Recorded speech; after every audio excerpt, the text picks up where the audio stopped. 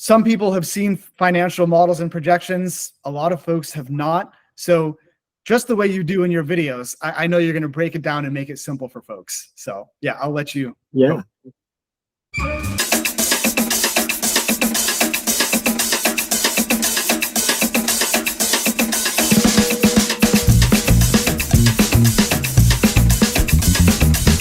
Welcome back to NEMT Experts.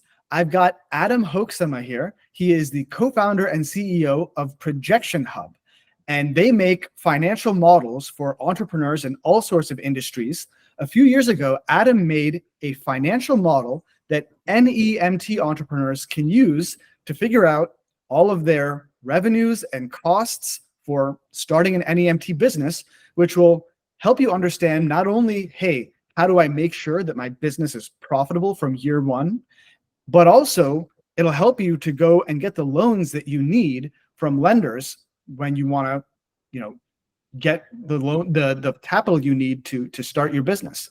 So, Adam, thanks for being with me. How are you? Yeah, doing well. Thank you for having me. I'm excited. Can you tell us a little bit about the genesis of not only ProjectionHub, but how you made this financial model specifically for NEMT businesses? Yeah, for sure. So I spent a little over a decade as an SBA lender, a small business administration lender. And when I was in that role, we were often asking our clients for financial projections. We had some templates. We had one standard template. We would send that to clients, and the results we were getting back were just not helpful and weren't very useful to us in a lending decision. And so that was kind of the beginning of the idea of, we should be able to find a better way to help these loan applicants create a better set of financial projections. So started ProjectionHub actually back in 2012 as kind of a side hustle while I was still an SBA lender.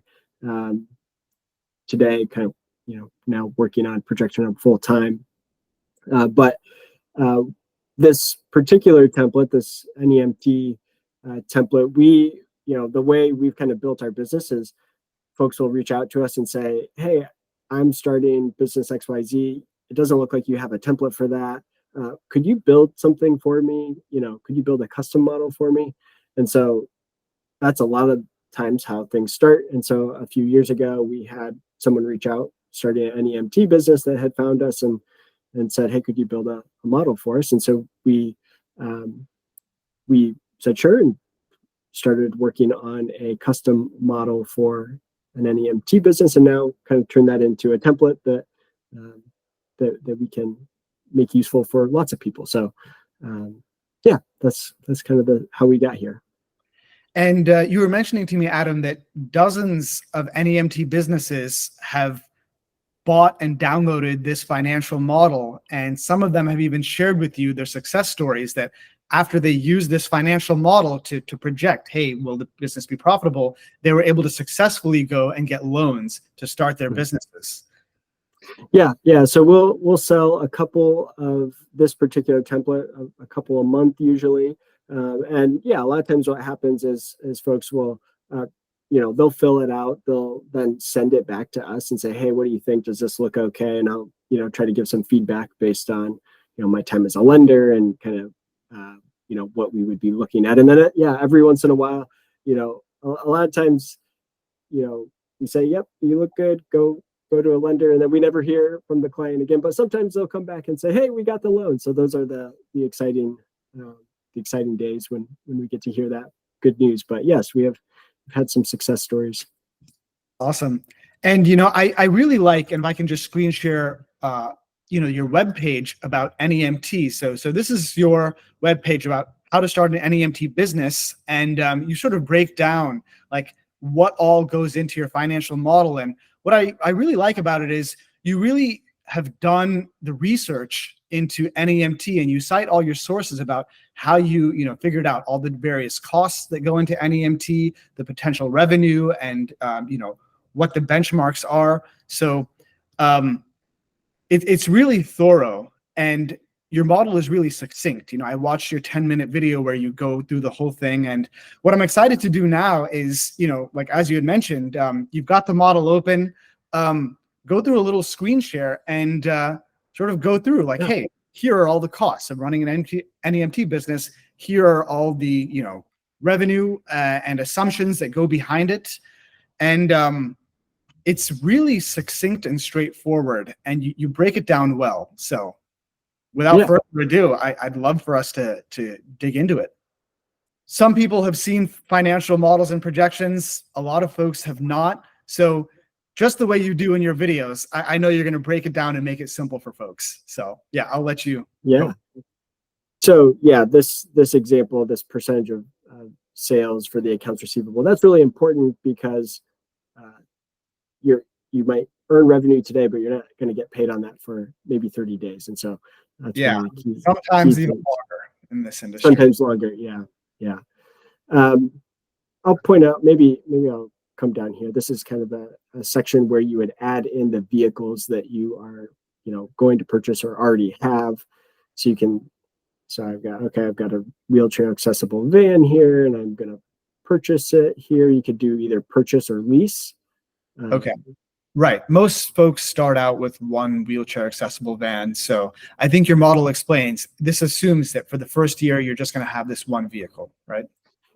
Yep. So in this right here, there's an assumption that purchase month is month 1 for the wheelchair accessible van, and then month 13 for the second vehicle. So I've got some, just some example data here of you start off the first year with one vehicle. 1 year later, you get your second vehicle, and you can sort of choose whether you're buying it outright or leasing it. Got it. Yep. And then in this example, we've got an amount financed per vehicle and an interest rate and term on that. So in the model, you can either set financing related to like each vehicle, or if you wanted to put like an SBA loan, maybe not tied specifically to the vehicle, it could just be an SBA loan to help with working capital and other startup costs. You could put that kind of down here. Right. Let me kind of then look at how the revenue model in this example works. So based on the vehicles that you put in on the, zoom in a bit again. Sorry. Oh yeah, I got it. Thank you. Okay. Yeah, that's better. Okay. So based on the number of vehicles you put in on that previous tab, the model is going to know, okay, how many vehicles do we have this month? And you can see once we scroll over to month 13, now it jumps up to 2 vehicles, right? And then we can say, okay, how many days per week are we planning to operate? How many trips per day do we think we'll do? What's the average number of miles per trip? And by the way, these are all sort of like researched, right? You've looked at industry sources and benchmarks and come up like and figured out like, okay, like the sources of information, out there point to, 15 miles being sort of the average number of miles for an NEMT trip. Yeah, that in my research, and I guess, from what I was researching, that I try to use industry standard data as the default data as best I can. But I do think, it could depend on like if you're in New York City versus like in a rural area of Indiana, like where I live, like it, I'm sure that could be different. So keep that in mind. But yes, we try to use industry standard. No, that's great. I mean, these are good benchmarks. And of course, like the blue cells, people will have to change that to cater it to their businesses. But, a vehicle operating 5 days a week and doing 8 trips a day, like that checks out. Like those are reasonable standards. And so then what we've got here now is we're saying, okay, this is kind of the capacity, right? We're setting our capacity up here with the 5 days a week, 8 trips a day, and so on. And then what we're going to come down here and say is what percentage of that capacity do we actually think we'll be able to utilize? And this is probably something you could give me some insight on. I'll tee it up for you to say, how you can help improve that capacity utilization. Yeah. So, if you're trying to have a human being figuring out, okay, we have all these trips and we have these vehicles, what can we fit in the vehicle schedules?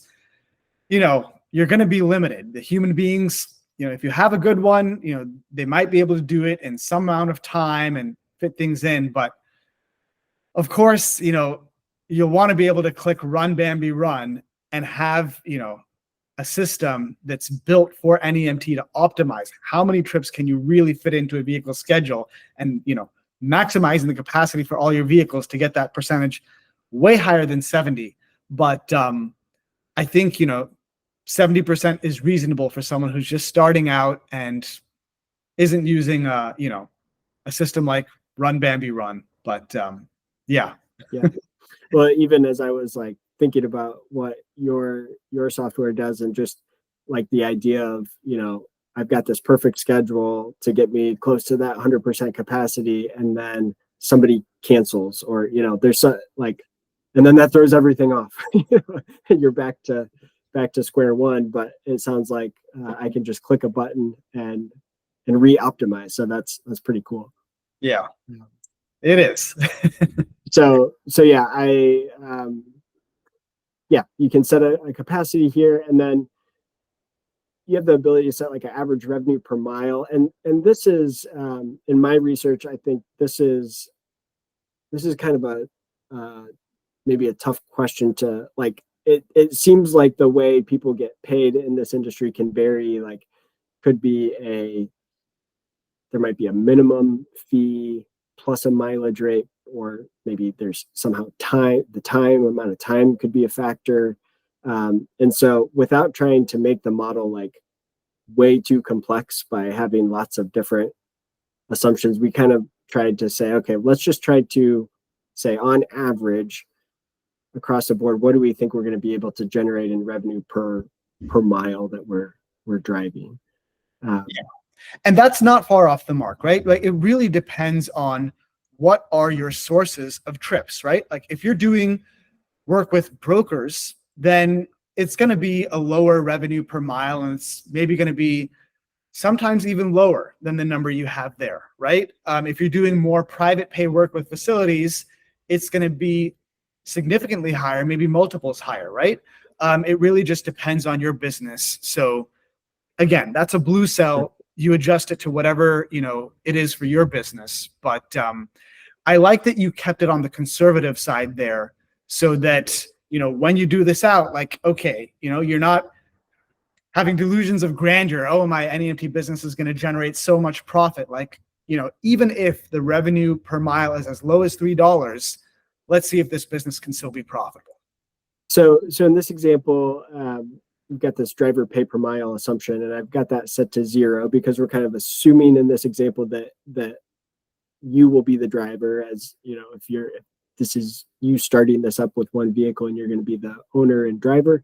Of course, if you are going to hire a driver, then you could enter in a driver pay per mile. And I'll show you here in another tab in a second where you don't have to use this kind of driver pay per mile if you're really paying a driver like a salary, or more of like an hourly rate, and you expect to pay them a certain number of hours per month, then we can enter that on a separate tab. But Right. You do have that ability to pay per mile. And then there's the ability to put in other variable costs. What is this annual growth rate? Sorry, underneath? Oh, this is basically just like inflation rates, right? So you can set, what are you going to will increase year over year. Yep. Got it. These are variable costs per mile, so things like fuel and tires and maintenance and repairs, and we try to, for every mile that you drive, here's how much it costs you for driving that mile. You've got, your gas and the wear and tear on your tires, vehicle, and whatnot. So it looks like you've got 20 cents per mile of gas costs, and about 4 cents per mile for your tires and your, vehicle overall wear and tear. Yep. Yeah. And so, obviously fuel is extremely variable. And it Right. also depends on the fuel efficiency of your vehicle. And so again, these are like things that you'll probably, kind of need to figure out with the specific details of your situation. But we do have, the ability to customize that. Yeah. So But yeah, the main point is that it's just plug and play, right? It's all there. Change the numbers Mhm. to what you need, but it all connects together. You just got to plug in. Okay, how much is my fuel costing? So great. Okay. Yeah. Sorry. Go ahead. So then this projects your, based on those assumptions, you can see your projected revenue and kind of those variable costs for the month. And the way we broke this down too was kind of, there's kind of So two revenue sections. 56. Sorry, if you can go back. Row number 56 is the revenue that I am making per month with this one vehicle. Yep. And then row number 60 is my total costs. Everything combined, here's my total cost per month. It's the variable cost of the fuel costs and the Right. The variable maintenance, yeah. costs of actually operating the business. There's other costs, of course, with running the business, but these are just your variable costs per month. Yep. And the fixed costs are going to come in later in the, when it all comes together in the end. Okay. Yeah, absolutely. So then I don't know, this may be something we don't need to go through. This might be overkill for this, but basically we have separated this out as kind of like you can have two different types of like a vehicle. So like, this section I use for vans, and then this section I could use for like a bus or an ambulance.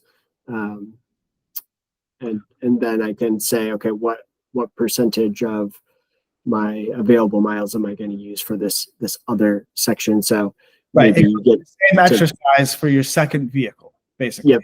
Yep. A lot of NEMT businesses, they diversify, right? Like they'll do one wheelchair accessible van, and then they'll get like a stretcher or gurney van, or they'll do an ambulatory vehicle or some other kind of vehicle.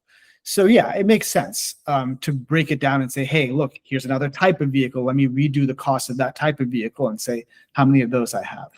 And you might be able to charge a higher rate per mile for a different type of vehicle, is my understanding, depending on that. Yeah, I mean that's totally true, right? Like if you're doing a second vehicle as a stretcher or gurney vehicle, I mean that's going to command a higher price, right? It costs more to maybe run it, but it also brings in more revenue typically than a wheelchair van. So yeah, that all makes sense.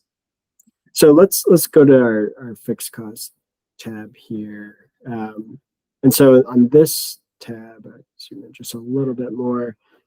So I have things like insurance, license plates, permits, software. There's a slot here for rent, but you're probably not going to need to rent any space, at least if you just have the one vehicle Right. to start out with. And the key thing here, I think, is that you can set these expenses to be either a fixed dollar amount, a per vehicle amount, or a percentage of revenue. And so it kind of scales automatically, like as you add more vehicles. If you think insurance is going to be, $125 a month per vehicle, that, we want to just automatically do the work for you to scale that expense. Totally. The key thing to note on this page is that whether it's fixed or per vehicle or a percentage of revenue, this is all fixed costs, right? Like whether your vehicles are sitting idle and doing no work, or whether they're at, 99% capacity doing as many trips as possible, you are going to be paying these costs in either of those scenarios. So what we saw on the previous page was your variable costs. Like if your vehicle is running, here's how much that costs you. These are the costs where no matter what, you got to be paying them. Yep, absolutely. Yep. So then zoom in here again. So this is our salaries tab here. Okay. Can we zoom in just a bit more? Yep. Let's do. Okay, cool. Okay. So in this example, and I had zeroed out the driver pay per mile on that previous tab, because in the salaries tab, I actually have the driver for the van. Let's say I know whether that's me as the business owner, like maybe I'm going to pay myself at, this amount as a minimum. I'm going to take this out as a salary, or if I'm hiring a driver, I can put in a salary amount here. Your kind of employer portion of FICA taxes, and then any benefits that you might offer. And then you can set what month that position is going to start. And so I have, the van driver starting in month 1, and then the bus or, the second vehicle driver starting in month 13 to coincide with when you add that second vehicle. You can apply an annual raise and that sort of thing. So that's the salary piece here. And that really brings us back to kind of where we started on this. So let me just zoom in on one of these charts. So let's look at the this profit and loss at a glance. I think is probably the key thing to take a look at here. So in the first year, with just one vehicle, and again, we're not at 99% capacity, right? We were at 70%, and but we're at 66,000 in annual revenue with a small net income of 12,000.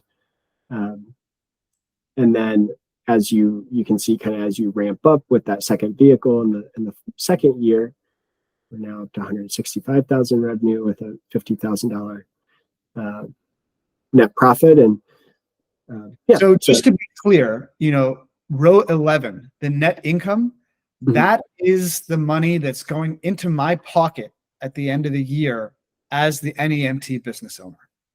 Correct. Yep. And it could also be depending on, like, if you are also the driver in this case, like if the situation was I'm the driver and the owner, if we remember on that previous tab, we are paying the driver $28,500 here. So that's being taken into consideration, these operating costs. So as the owner, if you're also the driver, you could get the 12,000 in profit plus the 28,000. So it gives you kind of that 40,000 annual take home. If you're an NEMT business owner with one vehicle, and you're the driver, you can assume that you're making $40,000 in your pocket at the end of the year with your one vehicle. Yeah, that's what we're seeing here. And again, obviously, lots of assumptions built in here. Lots of assumptions, right, which we can all toggle. But the next year, 2025, where it says 50,000 is going to my pocket, that means I've hired that additional driver and gotten that second vehicle. Yep. And 2026 onward, as you have it here, that's just assuming the two vehicles. Just assuming the two vehicles and some growth in kind of pricing, and we may have had some growth in the capacity utilization, as well. So you have the ability to have that assumption if you think, hey, we're going to get more efficient over time, which probably would make sense. So yeah. And this model, it's pretty sort of intuitive to understand, okay, like if I want to see what happens if I add a third vehicle in year 2, or multiple vehicles in year 2 and year 3, you just plug them in wherever those blue cells are. Just notice this cash from sales. So if you look in this very first month, cash from sales is 0, even though you had revenue. You did trips in month 1, right? But because we had that delay, in terms of payment until how long you're going to get paid, so we actually have your first month's revenue is actually kind of coming in here in month 2. So that's just something to be aware of, and really where you could potentially, I think, get into trouble on that would mostly be in the cash flow problem compounds, or the more working capital is needed, I guess, the bigger the fleet becomes. So, you're going to have that just for one vehicle. Okay, maybe you can float $5,000, for a month. But if you had 10 vehicles, that's now we got to figure out how to float 50,000 in receivables, and so something to keep in mind. Yeah, no, that is a very important point. You do all this work, you think you're making all this money, but when do you actually get the money? And that's what really hits people a lot harder than they would expect. And in the NEMT industry, a lot of times, that 30 days is not 30 days. It can be a lot longer sometimes. So something to plug into the model and be aware of to make sure that your, cash in the bank doesn't go below zero just because of that. And it often does. Thank you so much for your time. I'm going to put the website, ProjectionHub, and the NEMT particular page in the description of this video. You can go directly there, buy this financial projections model directly from ProjectionHub's website. And I'm also putting Adam's contact info, so you can reach out to him with questions, get his help through anything. Yep. Adam, this has been fantastic. Thank you so much. Run, Bambi, run. Awesome. Thanks, Adam.